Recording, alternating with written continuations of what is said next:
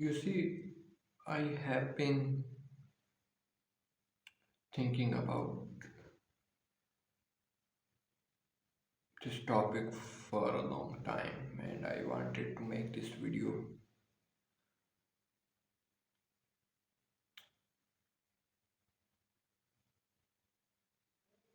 So, where do we start from? Let's start from the basic. Instagram is a simple app on Play Store or any downloading platform from where you can watch short content, a short video. Basically, from 10 seconds to a minute and a half, or 2 minutes. So, it is a platform where the majority of the viewership is due to the short form content. Other apps are like TikTok, uh, Snack Video, and there are many more. And due to success of these short content, YouTube then later uh, work on its own short type content and created the shorts, which are now available on YouTube. So, why does Instagram is the worst app short content type than all of the others apps?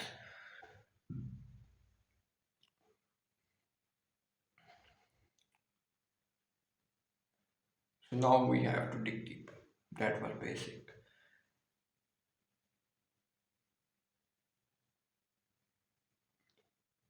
The majority of Instagram users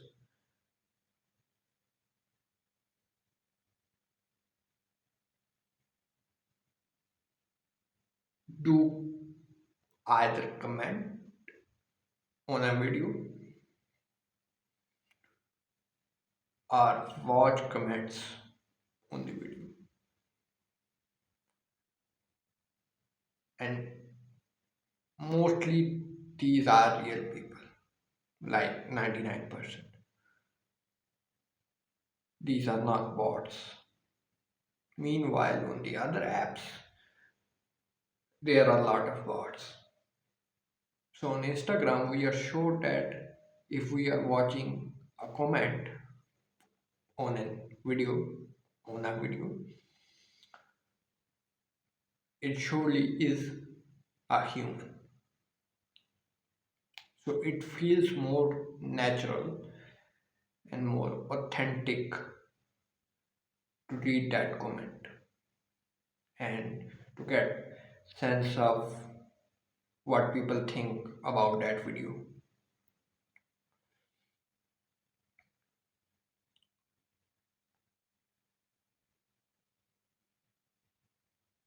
There is a thing in psychology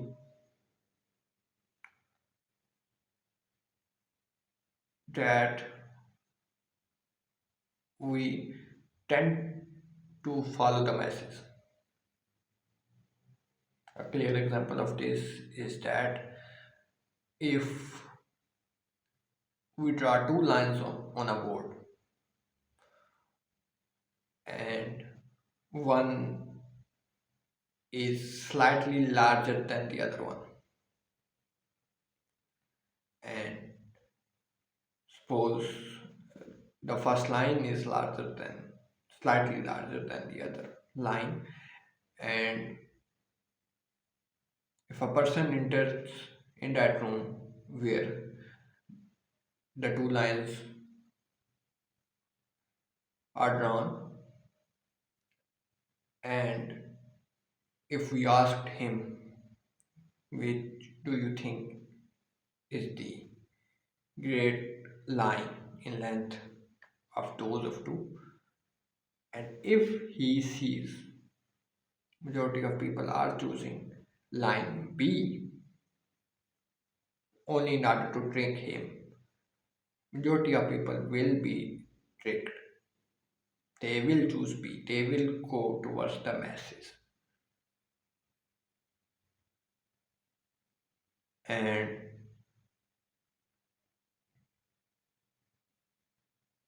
they will know that the line A will be larger than the line B. But the tendency of the humans to go towards the masses, despite of having known the truth and despite having the information of what is right and what is wrong, they will go towards the masses. So, if there is a post on Instagram of some famous history person and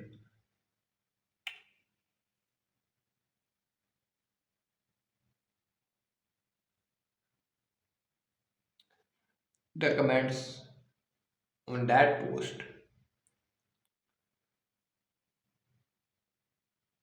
will be quite something.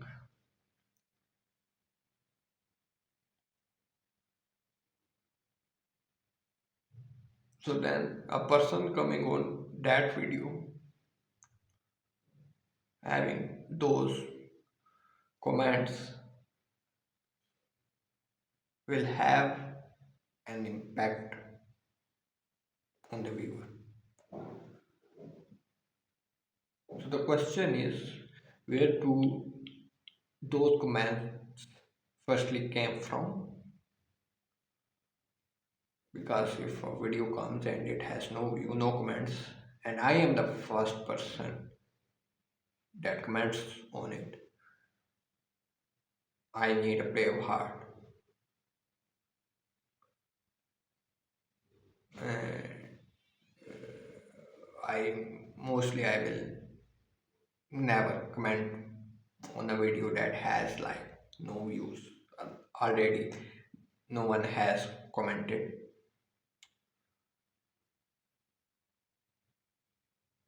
So people will go towards the masses.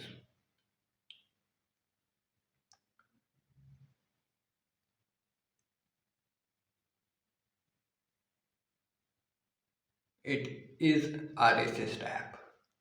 It makes people racist. It prefer and encourages people to make content on its platform that a simple human don't think that it can be made, and I mean it in a bad way.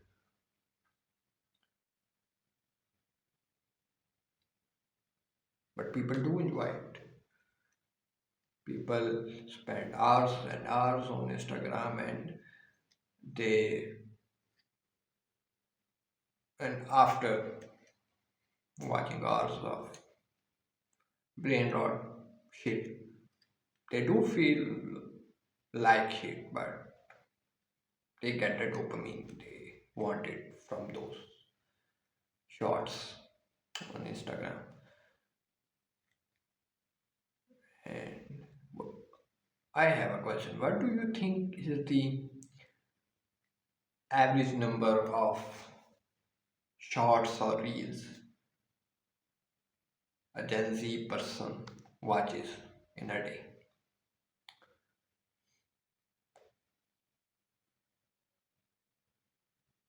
100, 200, 500? The answer is very large. Then what we think it is.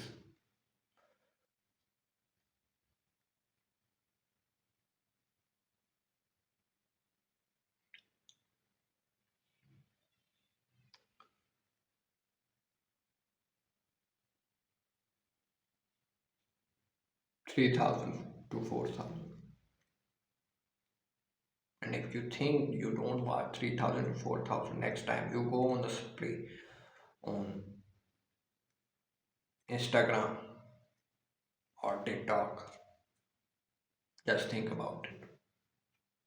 How many have you watched yet, and how many will you be watching in a day?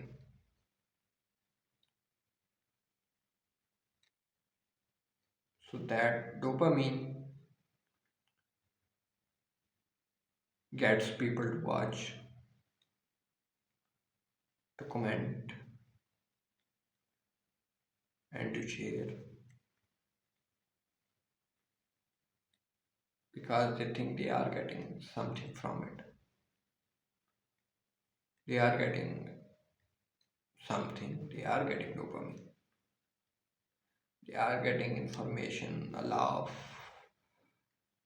a sad story, a win, a W edit, L edit,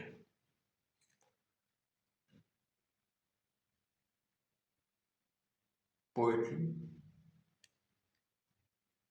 nostalgia. You know, nostalgia is the most unique feeling you can ever have.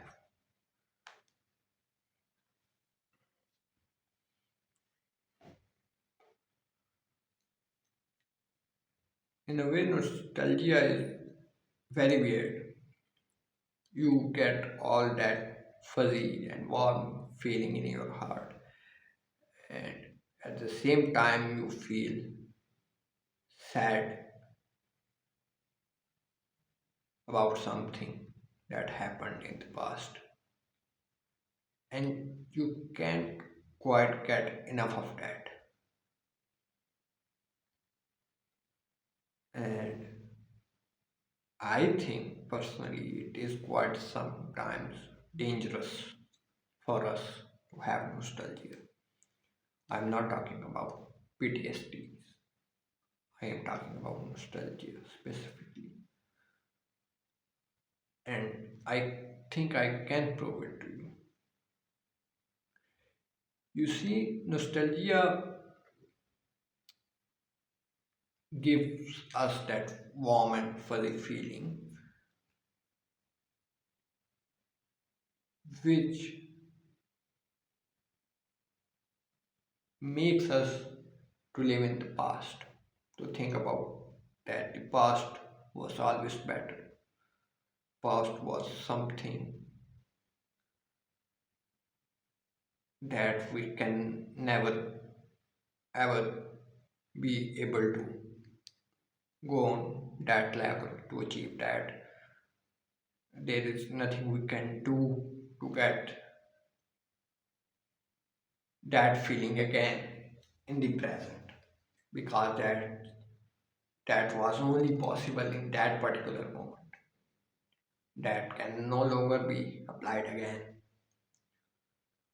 You have to think carefully and observe carefully about nostalgia. And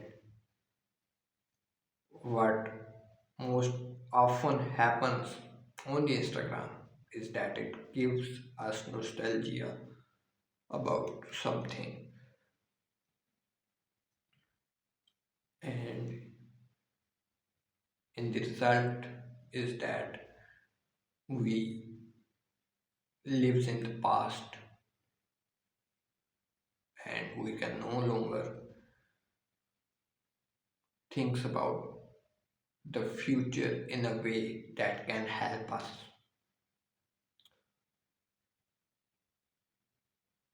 Have you ever wondered that we can achieve something like that?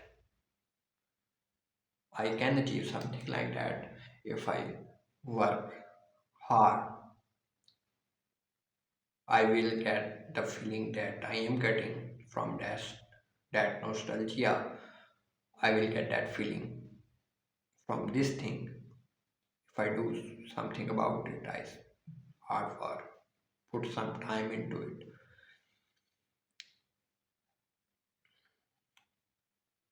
It plays with our feelings,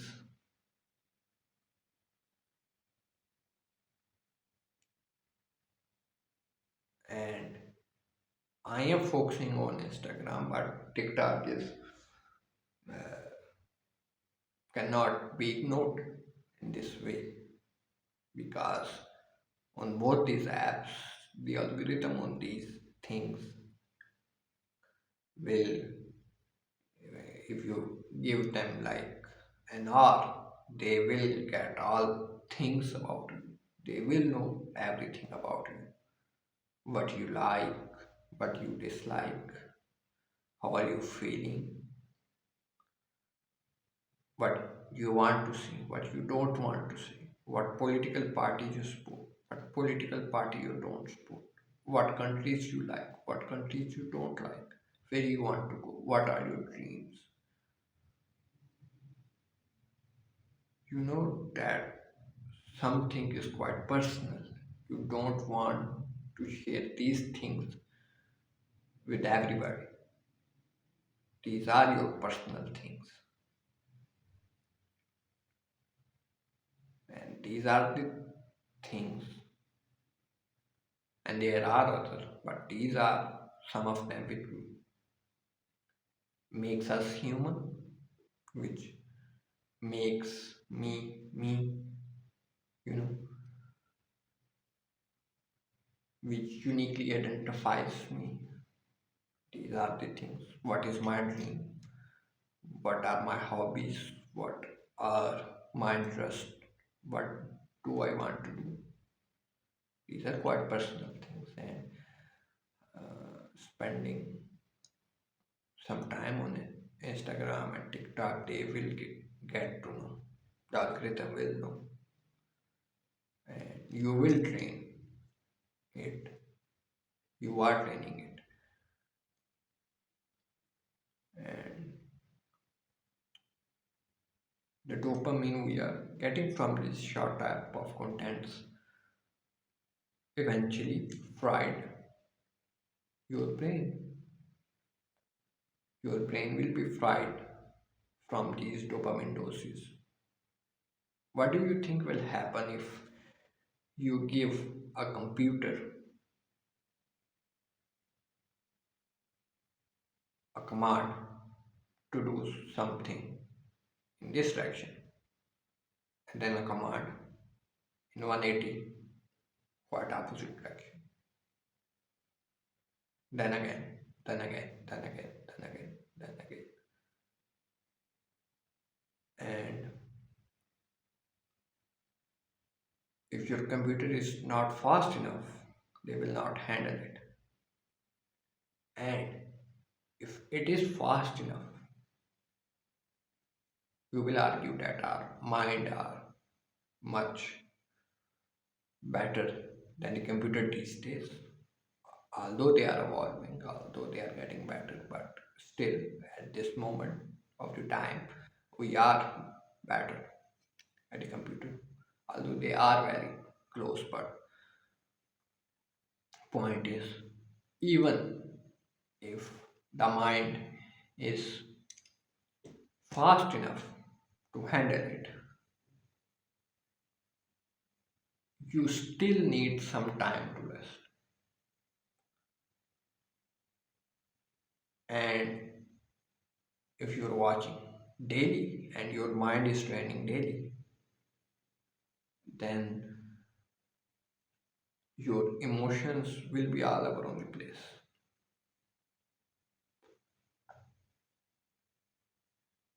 Your brain will be fried from the dopamine hikes. And you know it. I don't have to explain it.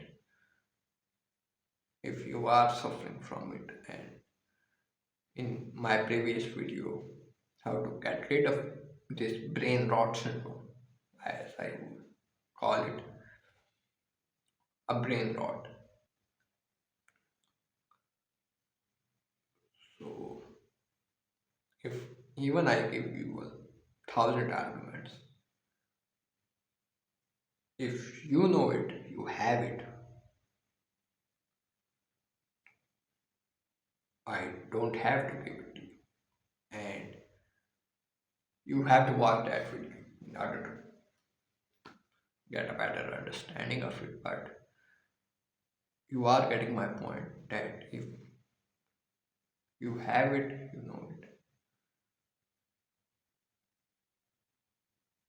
And almost everybody knows it that we have this addiction of blue screen, of this short type of content, because there is nothing else to do.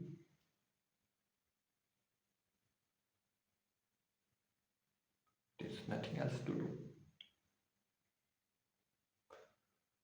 A change happens when the pain of changing is less than the pain of staying.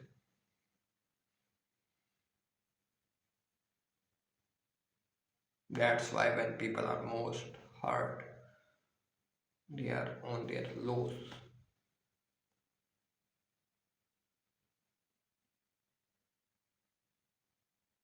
They get locked in, they go to the gyms, body build, they works, and they make their routines and get better at life, because at that point they feels like the pain of staying is so much greater.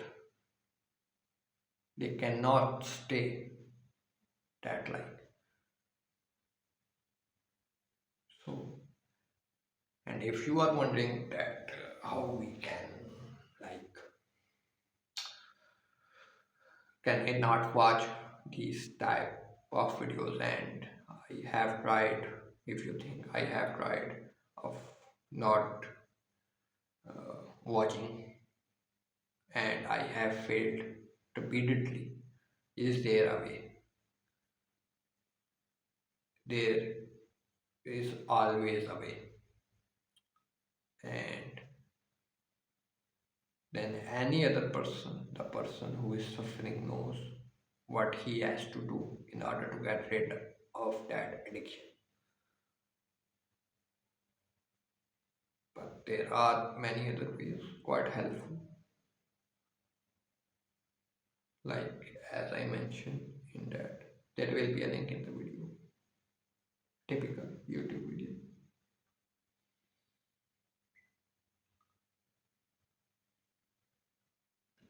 You see, I speak slowly so that your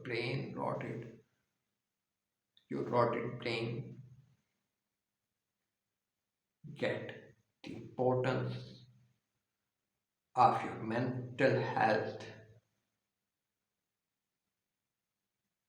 Because if I talk fastly, I can talk fastly, but that will ruin my plans of improving your mental health if I can, so that you can grab what I am saying. Your brain,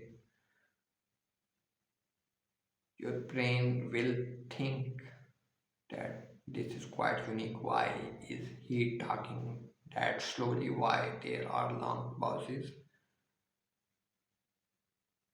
So that this video will be in your brain for quite a long time, and you will think about this. And if you think about this, then you will think about it that yeah, I have that thing that I go on a 5 hours spree of Instagram watching,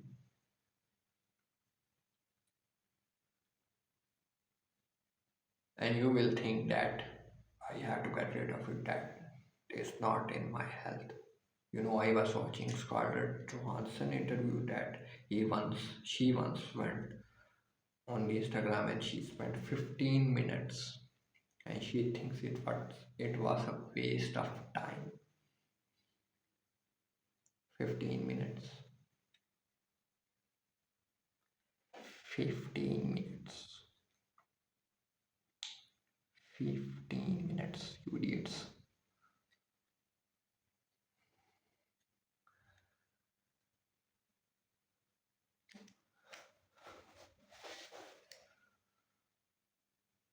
We go on like 10 hour was time daily. She went 15 minutes and she thinks she has wasted her time so much that she uninstalled that thing, Instagram, from her phone. And you think you waste 5 hours and you have spent that quality time on something. That was quality time.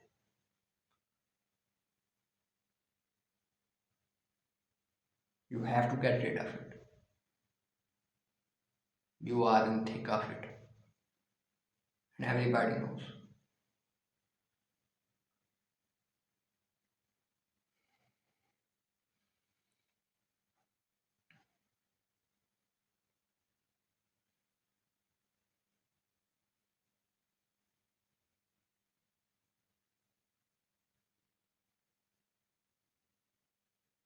If you want to truly help yourself,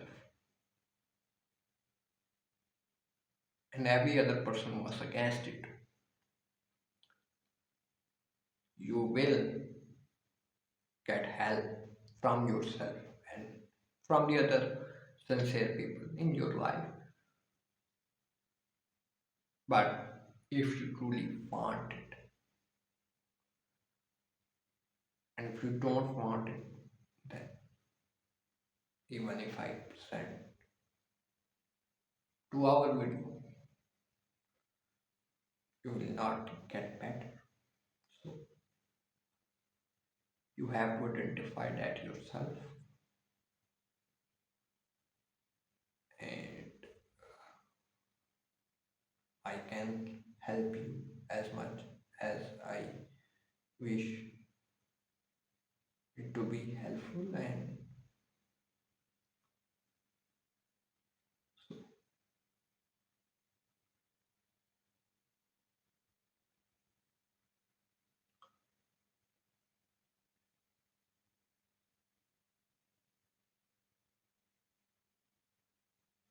let's end with a story. There was a great Urdu poet named Mirza Asadullah Khan Ghalib in Indian subcontinent in the 19th century. He is regarded as one, if not the one of the greatest Urdu poets that ever lived. He is one of my favorite. And that time the Mughals were the kings of the subcontinent. And the story is that the last Mughal emperor Bahadur Shah Zafar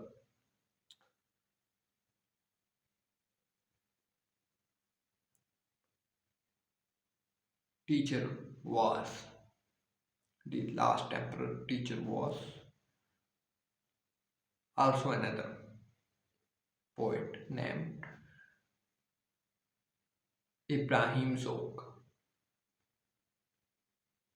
The Zok was his no Ibrahim was his the poet name. So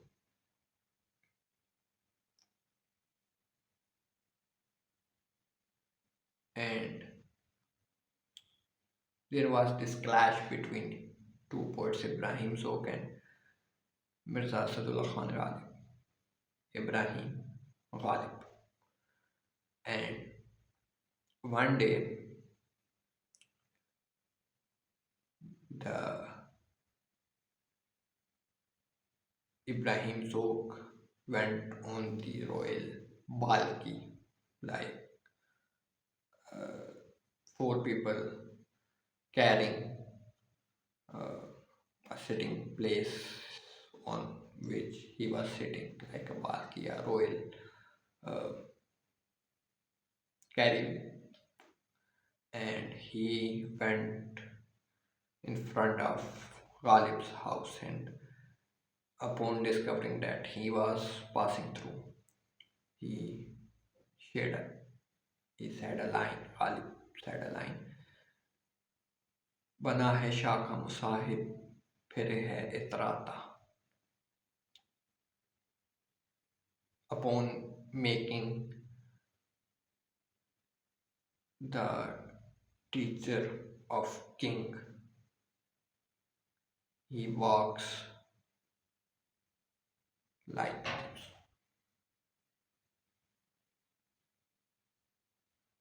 He thinks big. That was what was the meaning of his line, Ghalib's line.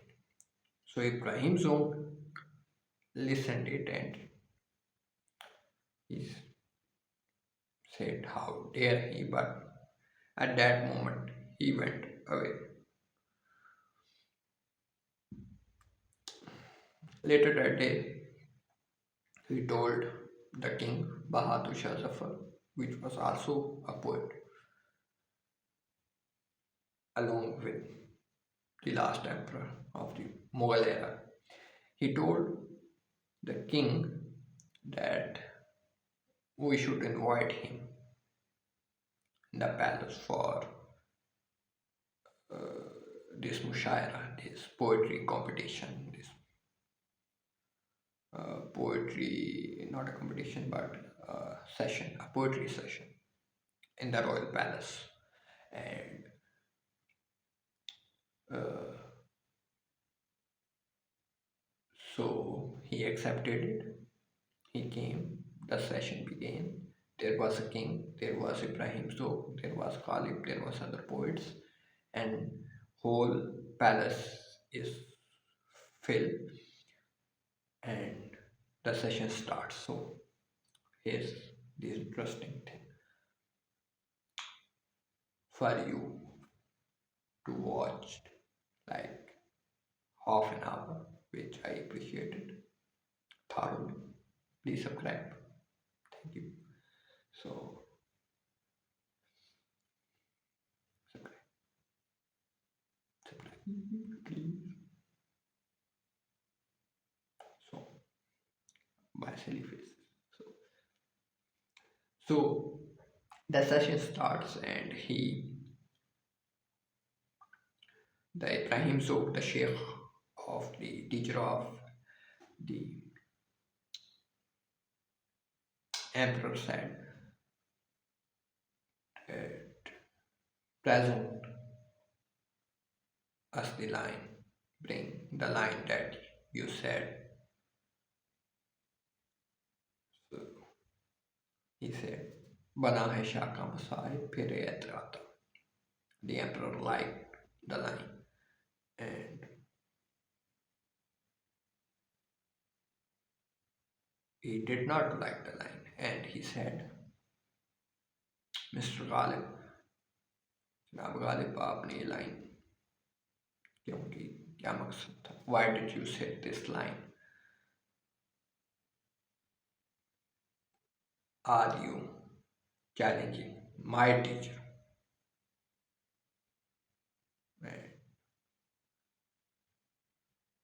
A line from here to there, your head is off. It's that kind of a session. So Ghalib cheekily said, yes, I have said it. He admits, he admitted. And then he said, yes, this is the first line of my ghazal, the poem, the ghazal.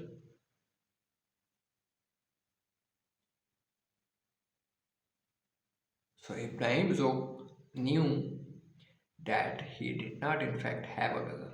As far as he knew, he did only that blind to tease him, to taunt him. And so he said, "Oh, the first line is so great. Let's see what the whole poem looks like." And the emperor said, "Why not? Bring it to us." Now, Ghalib,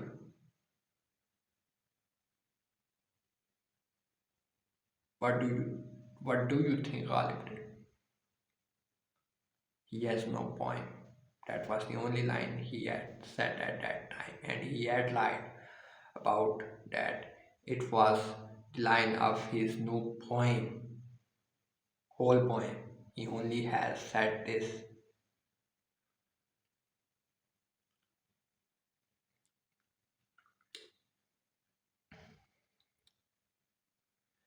Mirza Ghalib invented the whole poem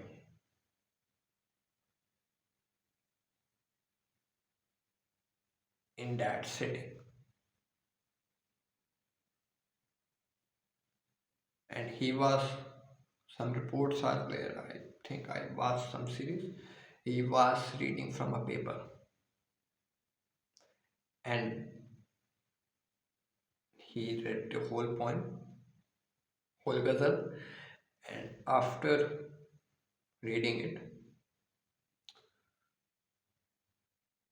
when he gave the paper, and by the way, the emperor and the Ibrahim Sok was impressed from it because it was Ayesha का मुसाइब फिर एतराता वरना शहर में गालिब की आबरू क्या है. That is the first year. That is the first two lines.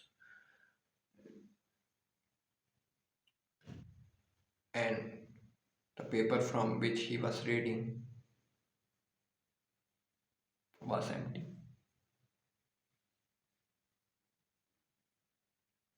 So that is the story I wanted to tell you. So take care and be aware of the content you are watching.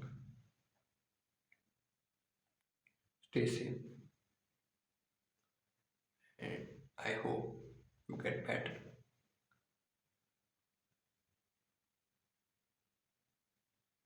and make better decisions.